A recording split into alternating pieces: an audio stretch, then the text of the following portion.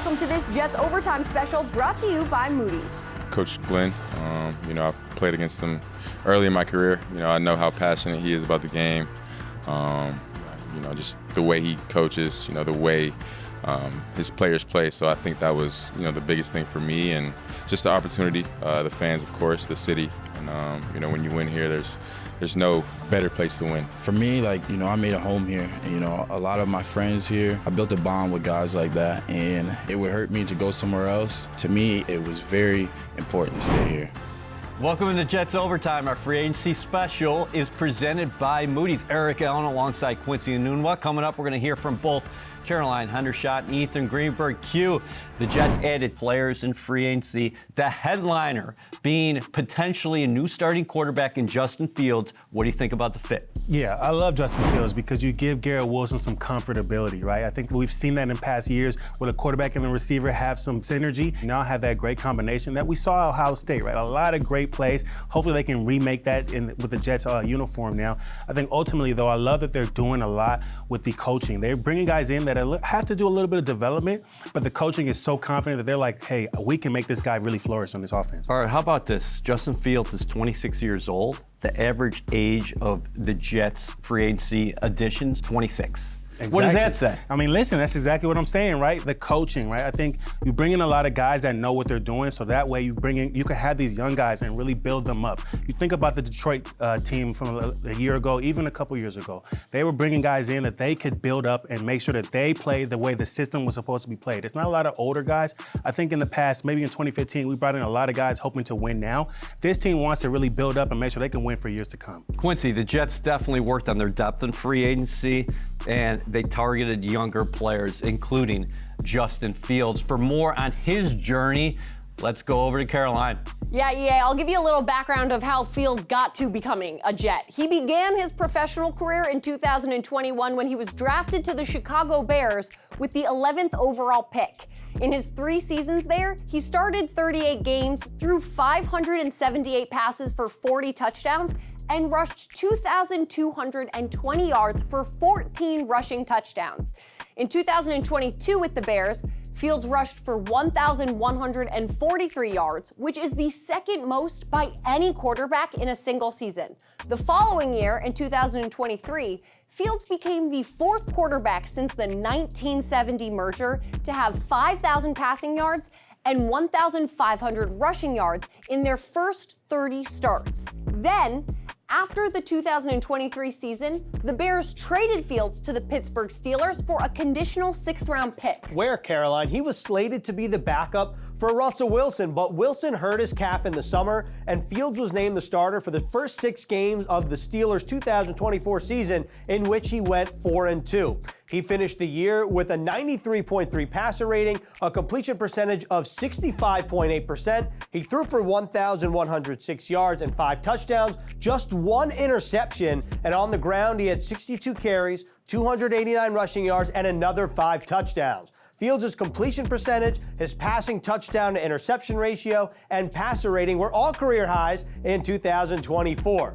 And Fields is the only quarterback since 1950 to improve in completion percentage, interception percentage, and passer rating year after year over his first 4 NFL seasons. So you want to talk about a guy with tools? That's exactly what the Jets signed in Justin Fields. Good numbers there, Q. Let's now take a look at Justin Fields in action. Yeah, I'm excited to get into this. We know what he can do with his feet, but let me show you a little bit what he can do with his arm as well. So right here, what we're looking at is what looks like a cover 2 shell, right? So you have 2 deep safeties here. So Fields knows, okay, where I'm going is most likely going to be in the boundary here with this corner route. It's a great job of making the read, but also the throw, right? This is a big gap, but he does a great job of fitting that in there right to the sideline, giving his guy an opportunity to make a play and even get up the field, right?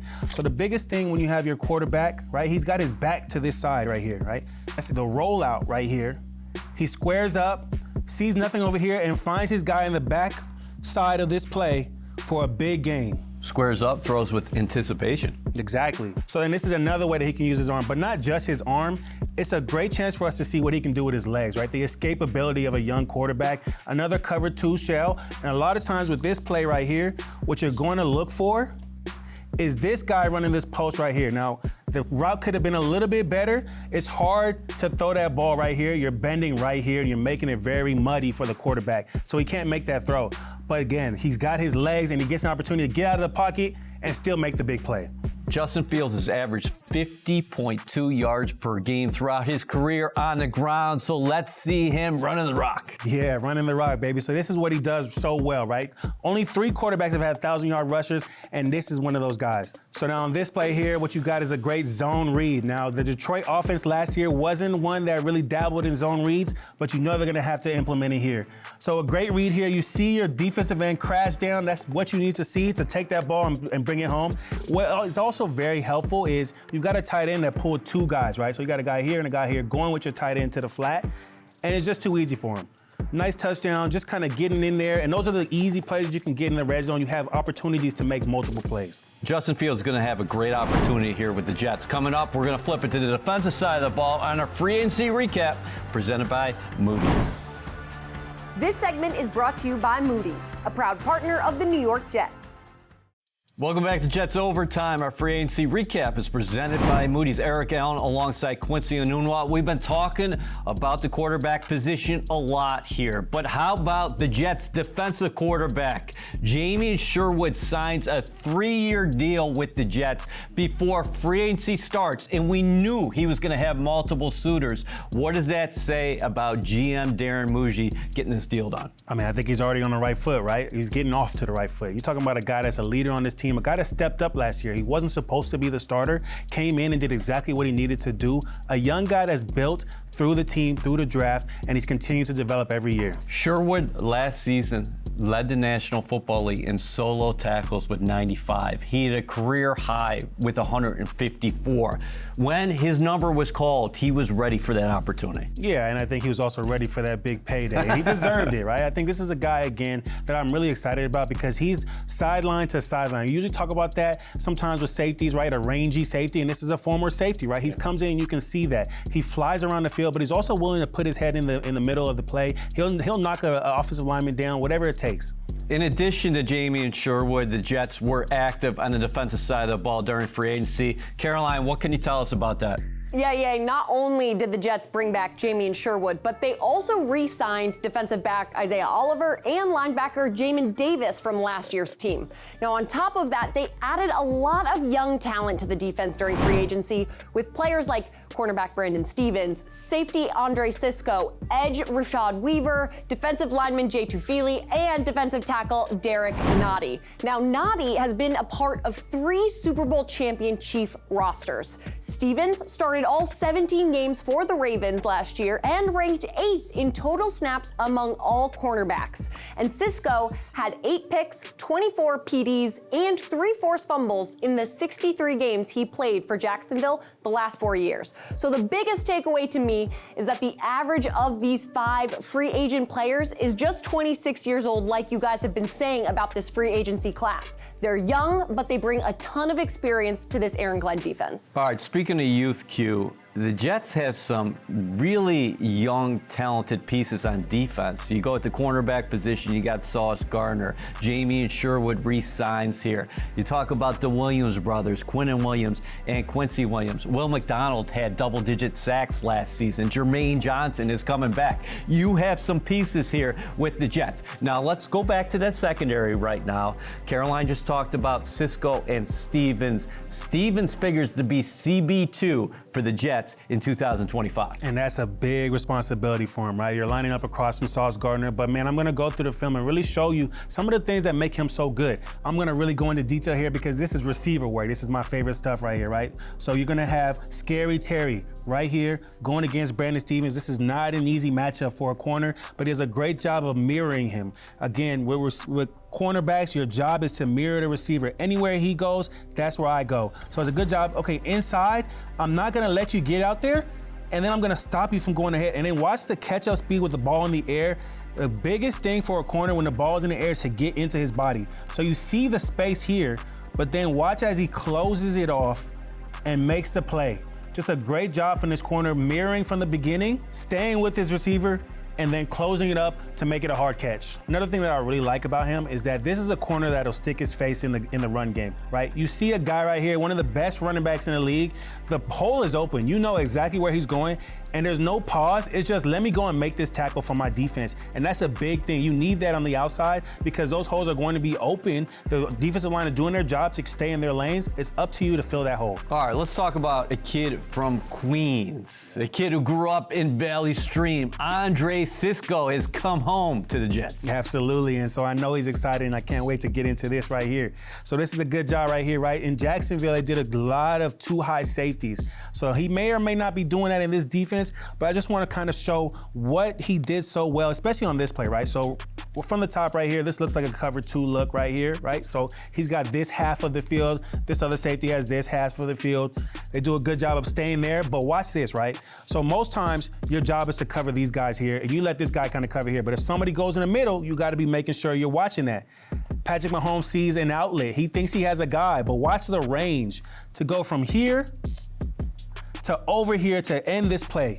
Great job. And then he also gets the pick, right? That's huge because not only did he stop this play from happening, he also made the play because look at this right here, right? Without him, his other safety trips. So that's a touchdown. So good job of coming in and replacing and making a big play for your defense. Andre Cisco, over the past 3 seasons, is one of 7 safeties in the National Football League to amass at least 150 tackles, 8 interceptions, and 20 PDs. Coming up, we're going to flip it to the offensive side of the ball on our free agency recap presented by Moody's.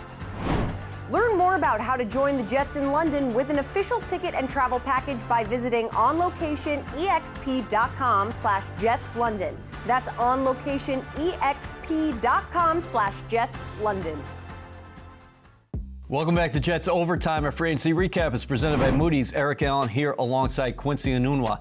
If Justin Fields is indeed the guy for the Jets at the signal caller position in 2025, what does offensive coordinator Tanner Engstrand have to do to take advantage of his strengths? Well, he's absolutely going to have to add a few plays into his offensive playbook because last year they didn't have to do anything like this. They had Jared Goff, not a mobile quarterback. Now with Justin Fields, you got to make sure you're really maximizing those talents. Even in Pittsburgh, they did a good job of that.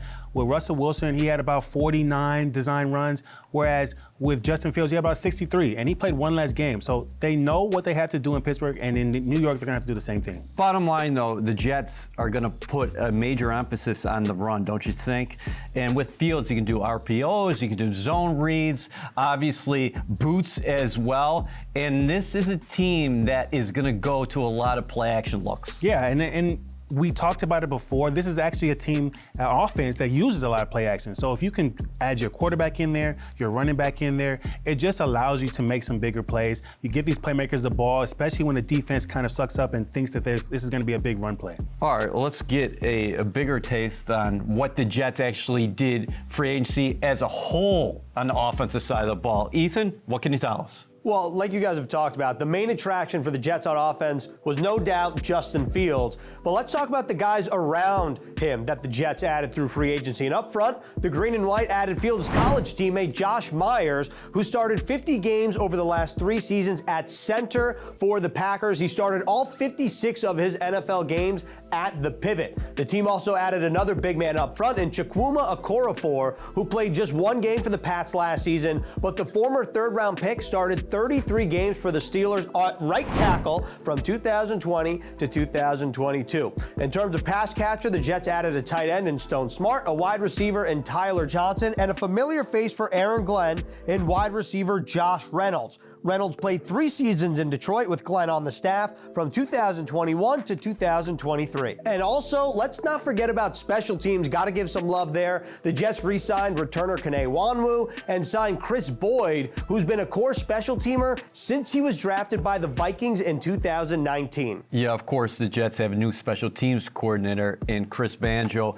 Offensively, Smart is an intriguing player because he's a guy who can stretch the field vertically. Absolutely, and again, it's a guy that has some versatility, and that's what I like about what they're doing, right? There's a lot of young guys, but some guys that have done things in the past that they don't do anymore, right? So this is a former quarterback, and he's able to do some things with the ball in his hand. So on this play here, it's a great job of going up and getting the ball. I talked about how he's a quarterback, but I also did a little bit of research and found out that he's a basketball player as well. So we get to see a little bit of that skill right here. A good job running this corner route. Everybody clears out. You've got the corner here, and then you've got these guys clearing out to make sure that there's space. Now, this is a tough throw, but it's also a tough catch as well, right? You've got somebody in your face. You're kind of doing just a little bit of hand fighting, making sure that you kind of get in position, and it's a great job going up and getting that ball.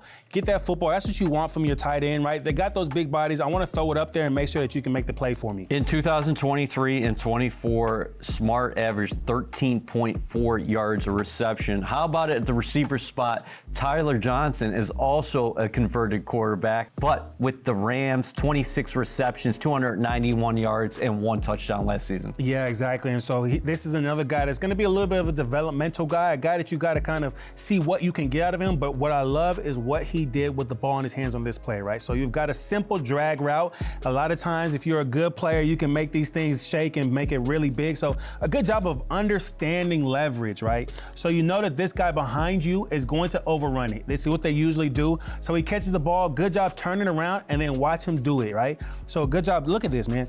Great cut.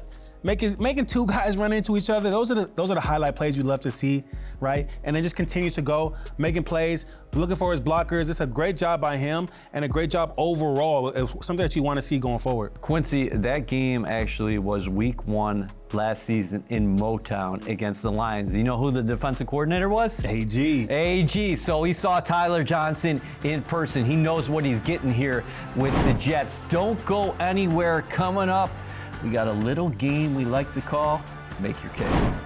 This segment is brought to you by Moody's, a proud partner of the New York Jets. Welcome back to Jets Overtime. Our free agency recap is presented by Moody's. Eric Allen here in the studio alongside Quincy Enunwa. Let's bring the entire group back in. That's Caroline Hendershot and Ethan Greenberg. Here's what we're going to do, everyone. We're going to play a little game that we'd like to call Make Your Case.